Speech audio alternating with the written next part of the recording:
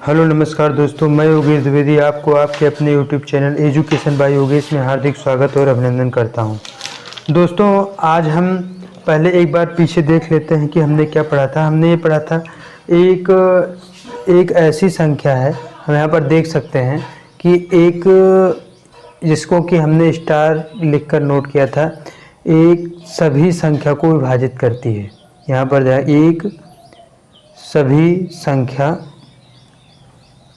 को विभाजित करती है। ये बात हमें याद करने योग्य है कि हमें याद कर लेनी चाहिए कि एक सभी संख्या को विभाजित करती है। अब जैसे कि हमने पढ़ा था दो से भाग, यदि हम किसी संख्या में 2 से भाग करते हैं तो उसके अंतिम 2 से भाग करने के लिए उसका अंतिम एक अंक मात्र चेक करेंगे। यदि उसका अंतिम किसी भी संख्या का अंतिम अंक जो होगा यदि वह 2 से विभाजित होगा तो पूरी संख्या 2 से विभाजित होगी। इसी प्रकार यदि किसी अंतिम संख्या का 2 अंक 4 से, यदि किसी कोई संख्या 4 से विभाजित होगी तो निश्चित रूप से उसका अंतिम 2 अंक 4 से विभाजित होगा, तभी वह संख्या 4 से विभाजित होगी। यदि 8 से बात होगी तो 8 से कोई भी संख्या तभी विभाजित होगी जबकि उसके अंतिम 3 अंक जो होंगे वह 8 से विभाजित होंगे। यदि हमें शेषफल ज्ञात करना हो, चाहे 8 से भाग देने पर शेषफल ज्ञात करना हो, 4 से भाग देने पर, तो हम यही करेंगे। यदि मुझे यदि 4 से किसी संख्या में या 2 से किसी संख्या में भाग देकर उसका शेषफल ज्ञात करना होगा तो मैं मात्र उसका अंतिम एक अंक ले लूँगा और 2 से भाग करूँगा। जो शेषफल आएगा वही हमारा शेषफल होगा। और कोई भी संख्या कितनी बड़ी होगी और ये पूछा जाए कि इसमें 4 से भाग दिया जाए तो शेषफल क्या होगा, तो मैं उस संख्या के अंतिम 2 अंकों को ले लूँगा और उसमें 4 से भाग करूँगा। जो शेषफल आएगा उस पूरी संख्या में यदि मैं 4 से भाग करूँगा तो भी वही शेषफल आएगा। इसी प्रकार 8 के साथ होगा। यदि किसी भी संख्या में पूछा जाए कि 8 से भाग करने पर शेषफल क्या प्राप्त होगा, तो मैं उस संख्या के अंतिम 3 अंकों को ले लूँगा और उसमें भाग करूँगा। जो शेषफल आएगा मैं समझ लूँगा कि पूरी संख्या में 8 से भाग किया जाता तो भी वही शेषफल आता। जैसे मान लीजिए कि एक संख्या दी गई है 36,777 में 8 से भाग किया जाए तो शेषफल क्या होगा, तो मैं पूरी संख्या में 8 से भाग ना करके मैं मात्र अंतिम 3 अंकों को ले लूँगा, 777। इन्हीं अंतिम 3 अंकों को लेके इसमें 8 से भाग करूँगा, 8 9 72, यहाँ पर क्या आएगा 56 आ जाएगा। जिससे कि मैं कह सकता हूँ कि यदि मैं पूरी संख्या में भी अगर यदि अभी भाग करता तो भी यही आपका शेषफल प्राप्त होता, उसमें कोई अंतर नहीं होता। तो चाहिए तो हम करके दिखा देते हैं। यहाँ पर लिख सकते हैं 8 34 4 8 5 40 7 और उसके बाद फिर ये 7 उतारेंगे, वही 8 9 72 और यहाँ पर आया 5 8 7 56। आप देख सकते हैं यदि मैं किसी भी संख्या में यदि पूछा जाए प्रश्न में कि इसका शेषफल क्या प्राप्त होगा 8 से भाग होने पर, तो मैं उसकी अंतिम 3 अंकों को लेके 8 से भाग करूंगा। जो शेषफल होगा यदि मैं पूरी संख्या में भाग करूंगा तो भी वही उसका शेषफल होगा। तो जैसे कि हमने कल पढ़ा था 3 से भाग होने के लिए यदि कोई संख्या है वो 3 से भाग होना है उसका, तो मैं उस पूरी संख्या को लिखूंगा और उसके अंकों का योग कर लूंगा। यदि उसके अंकों का योग 3 से विभाजित होगा तो वो संख्या 3 से विभाजित होगी। उसी प्रकार 9 से, यदि मैं 9 से विभाजित होने का नियम पूछा जाए तो मैं कोई भी संख्या होगी तो मैं पूरी संख्या ले लूँगा और उसको मैं 9 से पूरी संख्या के अंकों को लेकर उसका योग कर दूंगा। जो आएगा मैं उसको 9 से विभाजित करूंगा। यदि वह 9 से विभाजित हो जाता है तो मैं समझ लूंगा कि वह संख्या 9 से विभाजित होगी। और यदि कोई संख्या 9 से विभाजित हो रही है तो निश्चित रूप से वह 3 से विभाजित होगी। अब यहाँ पर हम सीखते हैं 11 से भाग होने के नियम। 11 से लिख सकते हैं 11 से भाग होने के नियम। तो 11 से भाग होने के नियम हम कई पढ़ चुके होंगे, लेकिन फिर भी यहाँ पर इस पर ध्यान देते हैं। जैसे कि ये सबसे सरल लगता है, जो कि जल्दी हो जाएगा आप लोग अगर इसका अभ्यास करेंगे। मान लीजिए मैं कोई एक संख्या ले लेता हूँ 13 31, तो मैं इसमें क्या करूँगा कि इनके अंतिम 2 जो अंक होंगे मैं इनमें 2 का पेयर बना लूँगा और पहली संख्या में से दूसरी घंटा संख्याओं को घटाऊंगा और जो आएगा वो 0 के बराबर हुआ तो समझ लेंगे कि यह 11 से भाग हुआ। जैसे 1 3 है तो मैं इस 1 3 को 1 ऋण 3 लिख दूंगा और धन, और 3 1 है तो मैं इसको 3 ऋण 1 लिख दूंगा, धन बराबर 0 होना चाहिए। यदि 0 आ गया तो इसका मतलब यह 11 से विभाजित होगी। जैसे 1 में से 3 नहीं जाएगा तो -3 है, तो -2 और प्लस, और 3 में से गया 2 बराबर 0। यस, 2 में से -2 करेंगे तो 0 आएगा। इसका मतलब ये जो 1331 है, 1331, यह संख्या 13 से विभाजित हो जाती है। यदि मान लीजिए कि आपको ऐसी संख्या दी जाए जैसे कि इसमें 2 2 का पेयर बन रहा हो, मान लीजिए कोई एक संख्या ऐसी दे दी जाती है जिसमें कि 2 2 का पेयर न बन रहा हो, तो आप लोग को जैसे कि मान लीजिए एक संख्या दे दी जाए अभी कि 13,000, जैसे कि 15,625, कोई भी संख्या दे दी गई 15,625, तो मैं इसमें 2 का पेयर बनाऊंगा, 2 का पेयर बन गया। यहाँ पर भी 2 का पेयर मैंने बनाया, बन गया। और यहाँ पर 2 का पेयर नहीं बनेगा तो मैं इसके आगे एक शून्य लगा लूंगा, और जैसे 0 में 0 - 1 प्लस 5 - 6 प्लस 2 - 5, इस तरह करेंगे। यदि बराबर 0 आ जाता है तो संख्या 11 से विभाजित होगी, अन्यथा नहीं होगी। 0 - 1 करेंगे, -1 आएगा, 5 में से 6 घटाएंगे तो भी -1 आएगा, 2 में से 5 घटाएंगे तो -3 आएगा। इस प्रकार ये -5 आ जाएगा जो कि 0 के बराबर नहीं होगा, इसलिए यह 11 से विभाजित नहीं होगा। तो अब हम कुछ प्रश्नों को देख लेते हैं जिनका अभ्यास करेंगे। तो जैसे कि यह प्रश्न है, इसमें पूछा गया है संख्या x3331 यदि 11 से विभाज्य हो तो x का मान क्या होगा। इसका मतलब जो संख्या होगी, मैं उसको पहले यहाँ पर x की जगह कोई अंक होगा, इसको मैं इस प्रकार लिख सकता हूँ x3331। तो यहाँ पर हम देखेंगे कि इसका 2 2 का पेयर यानी युग्म बनाएंगे। एक युग्म ये हो गया, दूसरा युग्म ये हो गया, तीसरा युग्म नहीं बन रहा था तो मैंने यहाँ पर शून्य लिख दिया। तो अब देखते हैं कि पहले से दूसरी संख्याओं को घटाना है हमें प्रत्येक युग्म में, और बराबर आपका शून्य आना चाहिए। यहाँ पर 0 0 x है तो मैं इसको शून्य यहाँ पर इस तरह में लिख सकता हूँ, 0 - x प्लस, यहाँ पर 3 3 है तो मैं इसको 3 - 3 कर दूंगा, और फिर प्लस, फिर 3 और 1 है तो मैं इसको लिख सकता हूँ 3 - 1। और यहाँ पर ये कहा जा रहा है कि यह 11 से विभाज्य है। अब 11 से विभाज्य होने की स्थिति में x पर ऐसी ही संख्या होगी जिनका कि मैं प्रत्येक युग्मों को आपस में घटाने के बाद जब जोड़ूंगा तो उसका मान शून्य ही आना चाहिए। तो मैं जब 0 में से x घटाऊंगा तो -x, और 3 में से 3 जाएंगे तो 0, और 3 में से 3 गए 0, प्लस 3 - 1 करने पे 2 आया, और बराबर 0, और -x = -2 उधर जाएगा तो माइनस का 2 हो जाएगा, माइनस माइनस प्लस, यानी x = 2 आ गया। यानी कि यदि 11 से यह संख्या विभाज्य होगी तो यहाँ पर निश्चित रूप से x के स्थान पर 2 होगा, अर्थात आपका विकल्प बी सत्य होगा। तो आप कह सकते हैं कि यहाँ पर ये x की जगह 2 हो जाएगा, तो ये 2 3 3 3 1 यानी 23,331 जो होगी वह 11 से विभाजित होगी। उसके बाद हम आते हैं क्वेश्चन नंबर 15 में।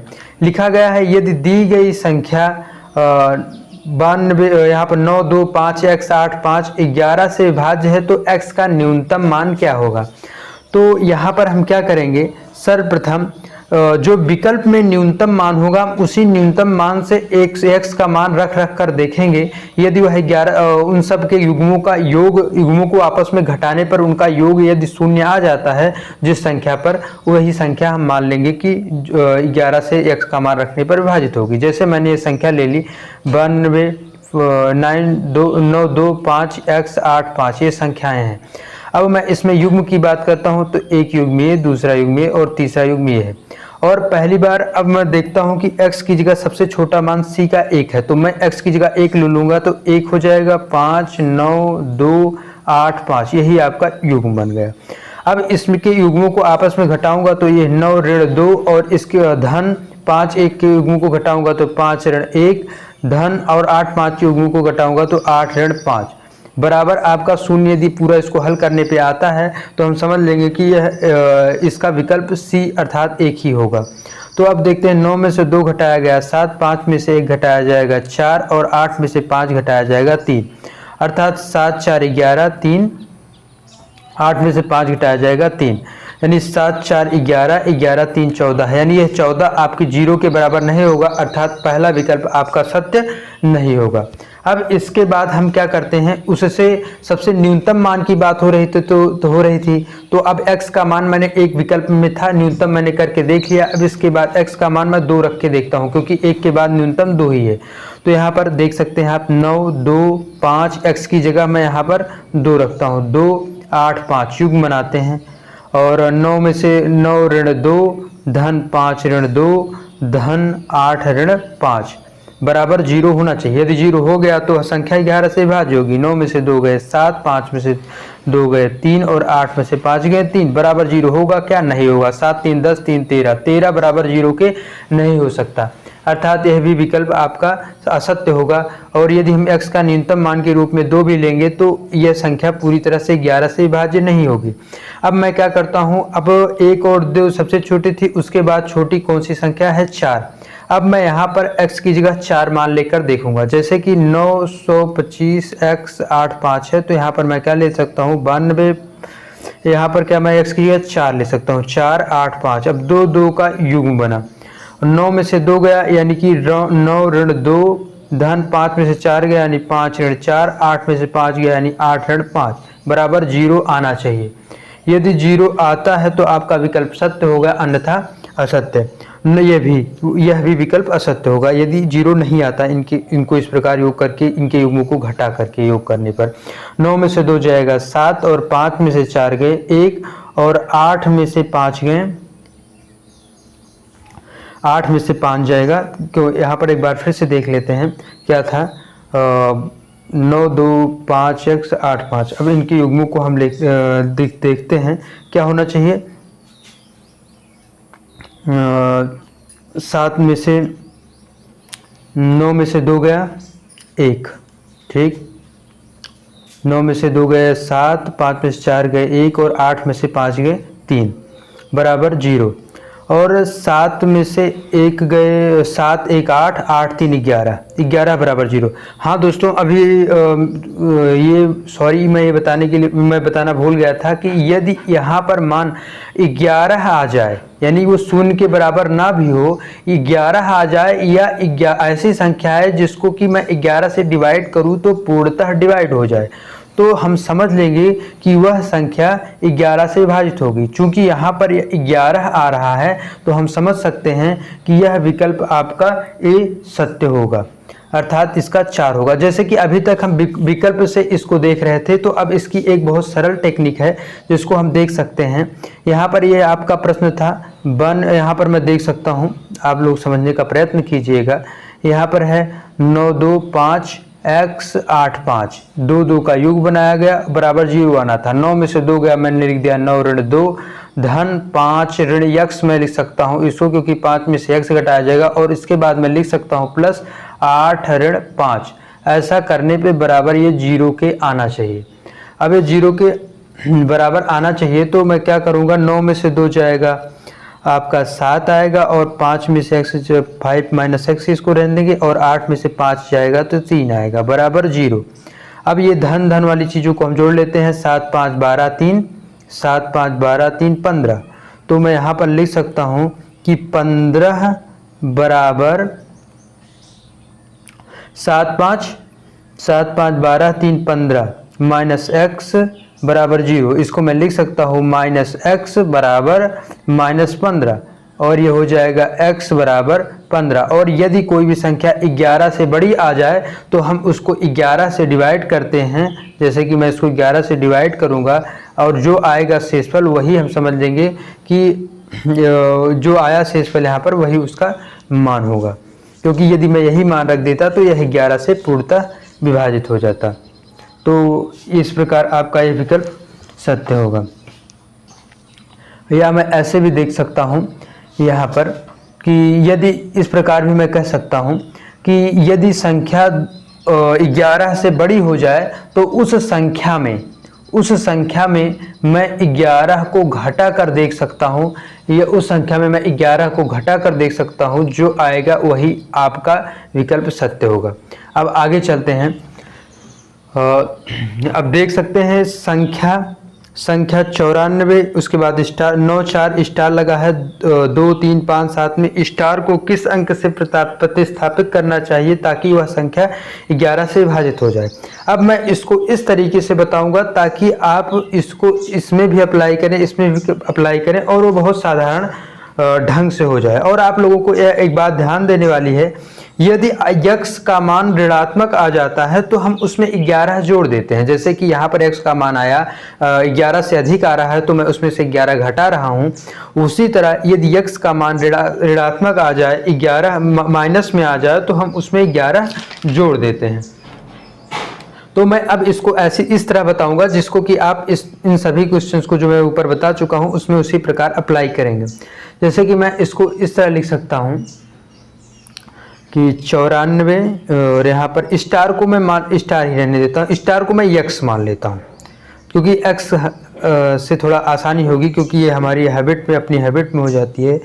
94 x 2 3 5 7 इस प्रकार। अब इनका युग बनाएंगे, 2 2 का पेयर 2 इसका पेयर नहीं बन रहा है इसलिए यहाँ पर एक आगे 0 लगा के पेयर।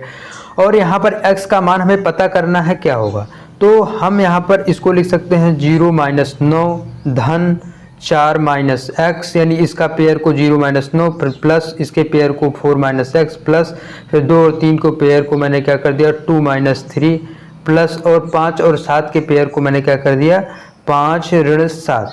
और ये बराबर क्या होना चाहिए 0 का होना चाहिए। तो अब मैं यहाँ पर x का क्या मान रख दूँ कि ये यहाँ पर 0 हो जाए। तो अब इसको हम समझते हैं। तो जैसे कि रख दिया जाए 0 - 9 होगा प्लस 4 - x और यहाँ पर प्लस लगाना चाहिए था। 2 में से 3 जाएगा तो 3 यहाँ पर ऋण 1 आ जाएगा और 5 में से 7 जाएंगे तो 2 आ जाएगा। और ऋण 9 ऋण 1 बराबर ऋण 10, ऋण 10 और 4 और 2 को जोड़ा जाएगा तो 6 आएगा। मैं यहाँ पर ये देख सकता हूँ। और यहाँ पर ये देखने वाली बात है कि 5 यहाँ पर 7 ऋणात्मक है जो कि 7 बड़े तो यहाँ पर ऋण लगेगा, मैंने धन लिख दिया था, सॉरी गलती से। ये -2 और -1 जुड़ के -3 -9 -3 मिलके -12 हो जाएंगे। -12 -x बराबर 0, -12 -x बराबर 0। यहाँ पर -12 और यहाँ पर +4 भी है, -9 -12 और +4 बराबर 0। और यहाँ पर ये माइनस का है तो 12 में से 4 जाएंगे 8, यानी -8 -x बराबर 0। इसको मैं क्या लिख सकता हूँ कि -x को उधर ले जाऊँगा तो यानी x बराबर -8, यानी कि x का मान -8 आ गया।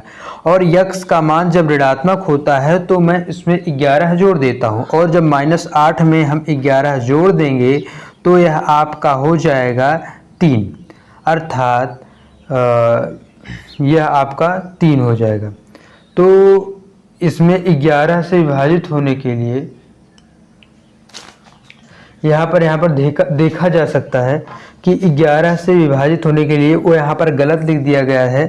तो आप लोग देख सकते हैं यहाँ पर आपका विकल्प होना चाहिए था 3, जो कि यहाँ पर गलत लिख दिया गया है लगता है। तो यहाँ पर इसको